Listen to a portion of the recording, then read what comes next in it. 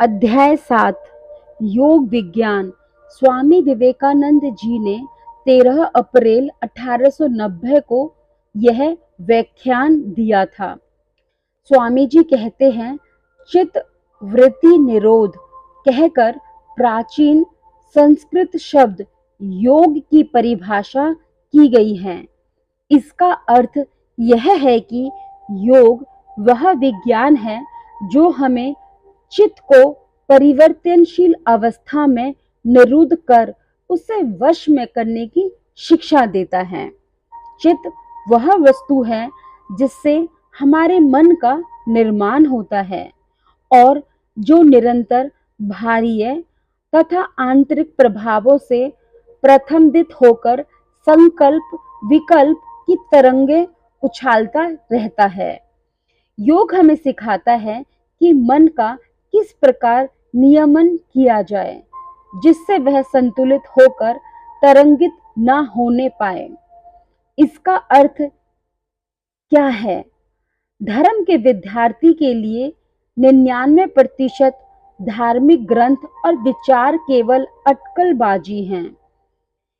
एक मनुष्य सोचता है कि धर्म यह है तो दूसरा सोचता है कि धर्म वह है। अगर एक व्यक्ति दूसरे से अधिक चतुर हुआ तो वह दूसरे की अटकलों का खंडन कर देता है और नए का सूत्रपात करता है। पिछले 2000-4000 वर्षों से ठीक कितने काल से किसी को ज्ञात ही नहीं, लोग नई नई धर्म व्यवस्थाओं का अध्ययन करते आ रहे हैं। जब तक वे तर्कों से समाधान नहीं कर पाते तो वो कहते हैं विश्वास करो। यदि वे शक्तिशाली हुए तो अपना विश्वास उन्होंने बल के आधार पर किया। आज भी ऐसा ही हो रहा है। लेकिन कुछ ऐसे व्यक्ति हैं जो स्थिति से पूर्ण संतुष्ट नहीं हो पाते।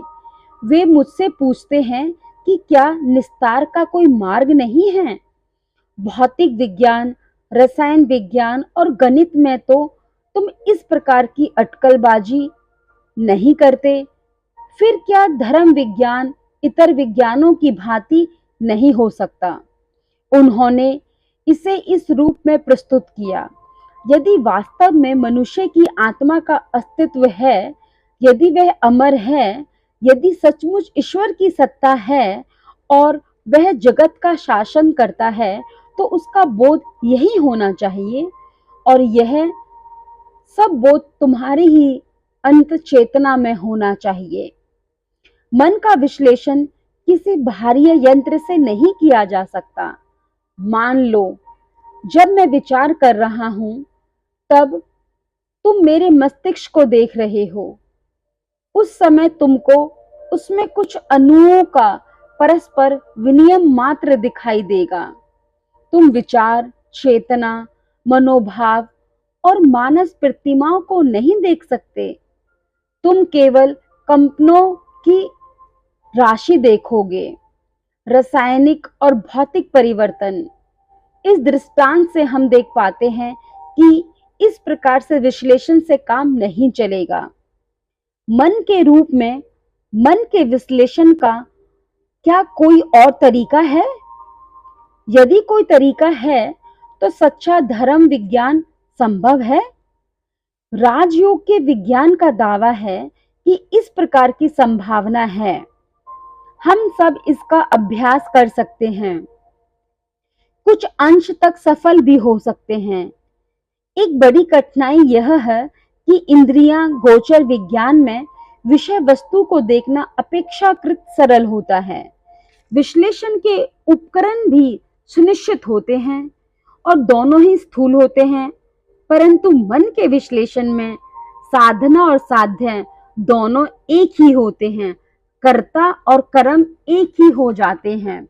बाहरी विश्लेषण मस्तिष्क तक पहुंचेगा तो उससे पता लगेगा कि भौतिक और रासायनिक परिवर्तन क्या हुए। इससे प्रश्न का हल निकालने में कभी सफलता नहीं मिलेगी। यह चेतना क्या है? तुम्हारी कल्पना क्या है? तुम में कहां से संकल्पों की यह विपुल राशि आती है और फिर कहाँ चली जाती है। हम उन्हें अस्वीकार तो नहीं कर सकते, वे तथ्य हैं। मैंने कभी अपना मस्तिष्क नहीं देखा। मुझे निश्चय मानना पड़ेगा कि मेरा मस्तिष्क है, परंतु आदमी अपनी चेतना, कल्पनाओं को कभी अस्वीकार नहीं कर सकता। बड़ी समस्या हम लोग स्वयं हैं। क्या मैं एक लंबी श्रृंखला हूं जिसे मैं देख नहीं पाता? एक कड़ी के तत्काल बाद दूसरी कड़ी आती है, परंतु हैं वे बिल्कुल असंबद्ध। क्या मैं विज्ञान की ऐसी ही परिवर्तन के सतत प्रवाह की अवस्था हूं, या मैं उससे कुछ और अधिक हूं? सार सतत, जिसे हम आत्मा कहते हैं। दूसरे शब्दों में, मनुष्य में आत्मा होती है या नहीं? क्या यह असंबद्ध विज्ञान की अवस्थाओं की गठरी है या एकीकृत तत्व है? यह बड़ा ही विवादास्पद है। यदि हम केवल विज्ञान की गठरी हैं तो अमर तत्व जैसा प्रश्न भ्रम मात्र है। दूसरी ओर, यदि हमारे भीतर कोई ऐसी वस्तु है जो इकाई है, सार है, तब तो मैं अवश्य अमर हूं। इकाई को नष्ट नहीं किया जा सकता और न उसे खंडों में विभाजित किया जा सकता। विभाजित तो संयुक्त पदार्थ ही किए जा सकते हैं। बौद्ध धर्म को छोड़ शेष सभी धर्मों का ऐसी किसी तत्व या द्रव्य में विश्वास है, और वे किसी न किसी रूप में इसके लिए भी संघर्ष कर रहे हैं। बौद्ध धर्म ऐसे तत्व को अस्वीकार करता है और उससे पूर्ण संतुष्ट है।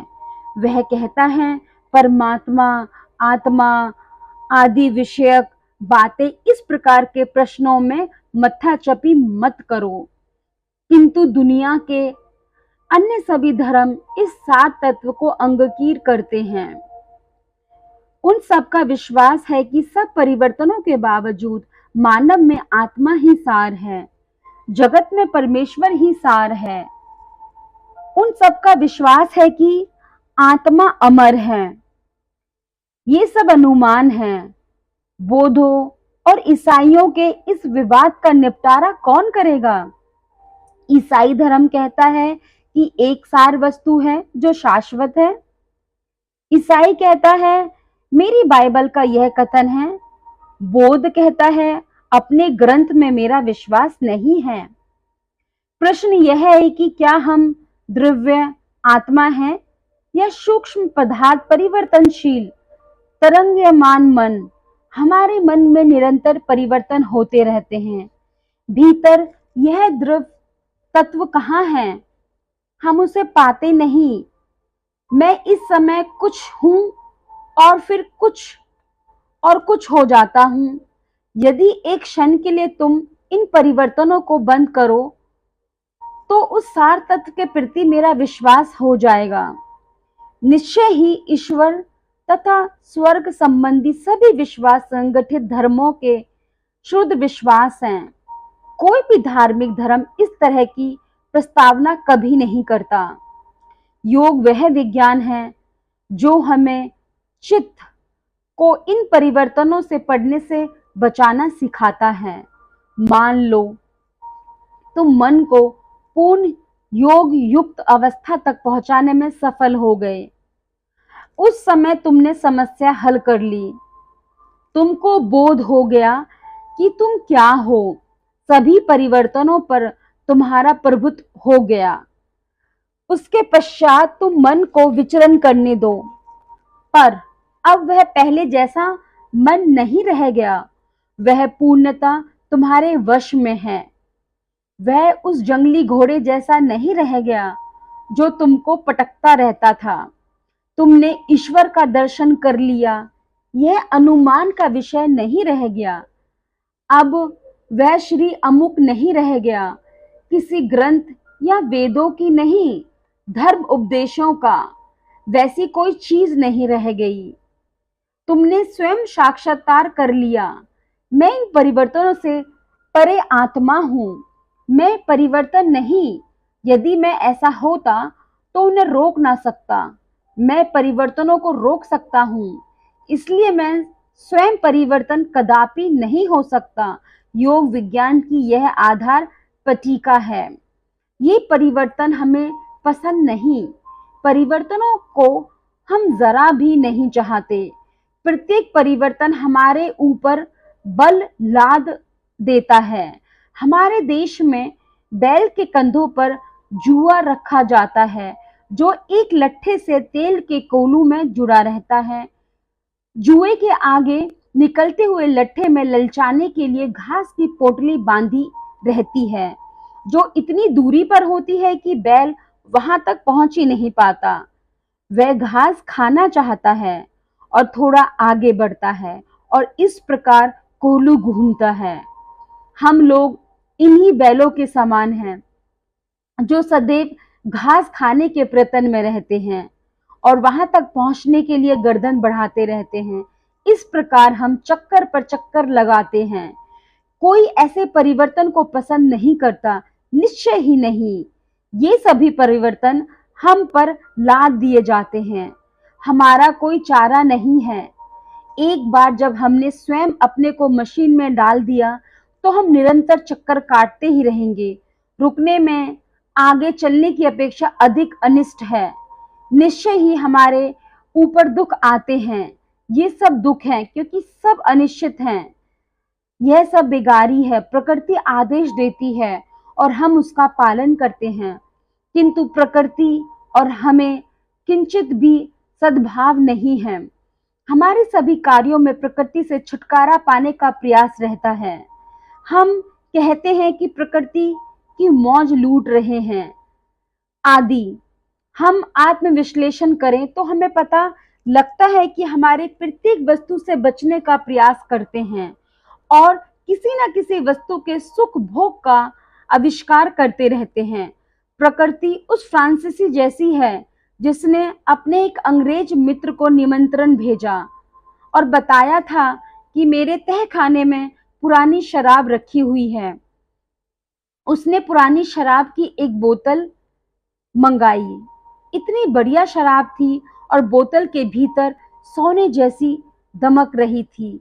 नौकर ने गिलास में शराब उडेली तो अंग्रेज चुपचाप पी गया। नौकर ले गया था अरंडी के तेल की बोतल। हम लोग हर वक्त अरंडी का तेल पी रहे हैं, इससे बच नहीं सकते। प्रायः लोग इतने यंत्रवत हो गए हैं कि वो सोच भी नहीं पाते। कुत्ते, बिल्लियों और अन्य पशुओं की भांति वे भी प्रकृति द्वारा चाबुक से हाके जाते हैं। वे कभी आज्ञा का उल्लंघन नहीं करते, कभी कल्पना तक भी नहीं करते, लेकिन जीवन का उन्हें कुछ भी अनुभव है। कुछ लोग प्रश्न पूछने लगते हैं कि यह क्या है, ये सब अनुभव किस लिए, आत्म तत्व क्या है, क्या कोई निस्तार है, क्या किसी को मोक्ष मिला है, जीवन का कुछ अभिप्राय है। सज्जन मरेंगे, दुर्जन मरेंगे, राजा मरेंगे, रंक मरेंगे। महादुख मृत्यु है।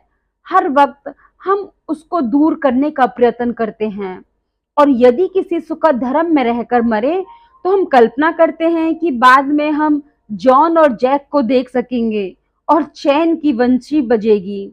तुम्हारे देश में कुछ लोग जॉन और जैक को नीचे उतारकर तुमको प्रेत विद्या संबंधी गोष्ठियों में दिखाते हैं।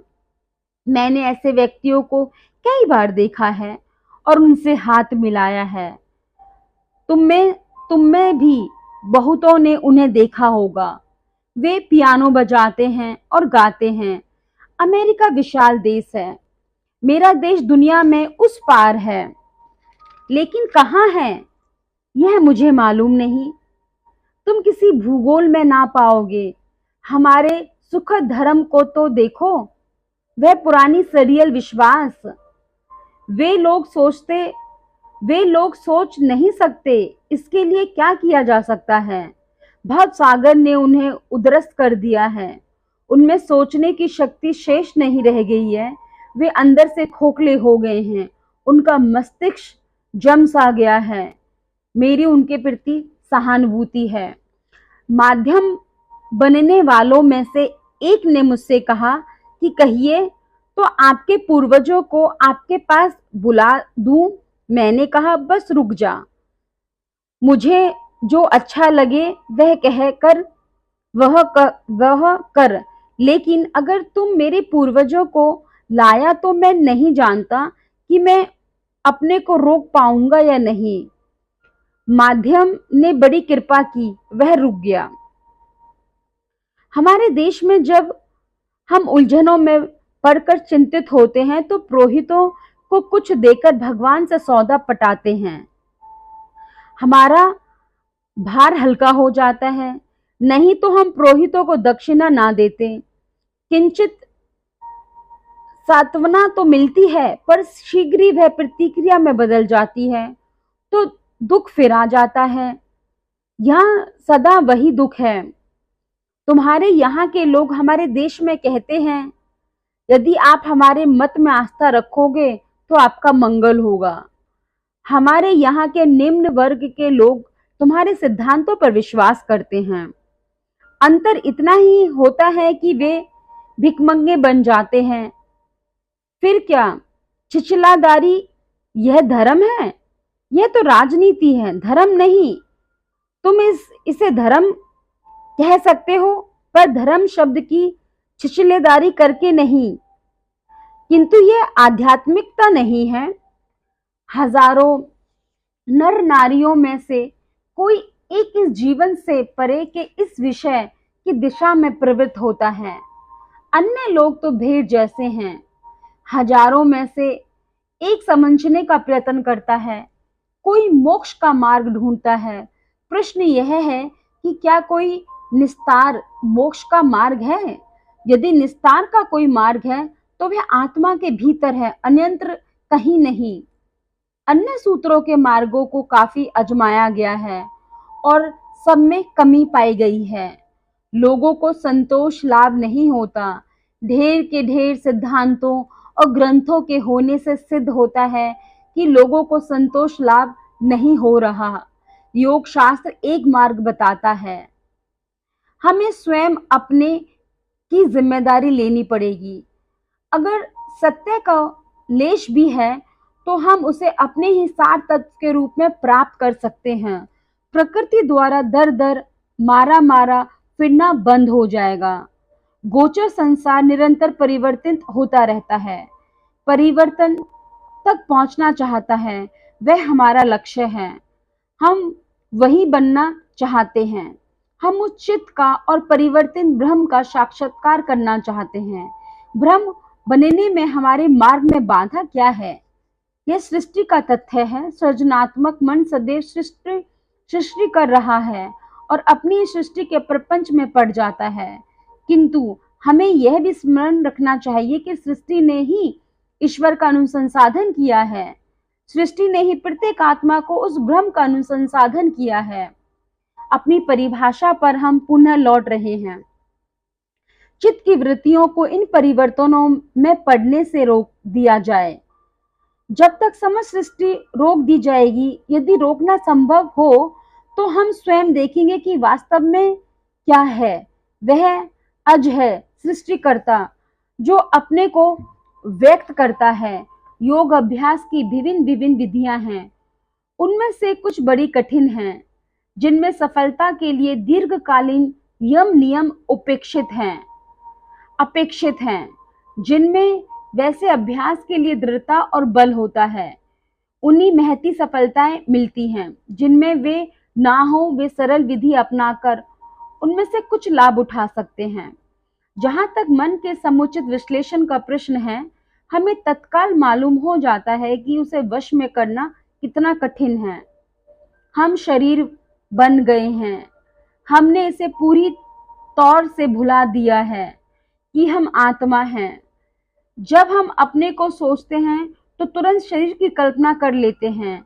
हम शरीर व्यवहार करते हैं, शरीरवत वार्ता करते हैं। हम सब शरीर हैं। इस शरीर से हमें आत्मा को पृथक करना है। इसलिए शरीर से ही यम नियम का श्री गणेशाय होता है। यह तब तक चलता है जब तक अनंत में आत्मा अपने को व्यक्त ना कर देती। इस यम नियम का प्रमुख अभिप्राय यह है कि चित्त की एकाग्रता की वह शक्ति जिसे ध्यान की शक्ति कहते हैं उपलब्ध हो जाए। बहुत बहुत शुक्रिया दोस्तों, इस चैप्टर को सुनने के लिए आपका बहुत बहुत शुक्रिया।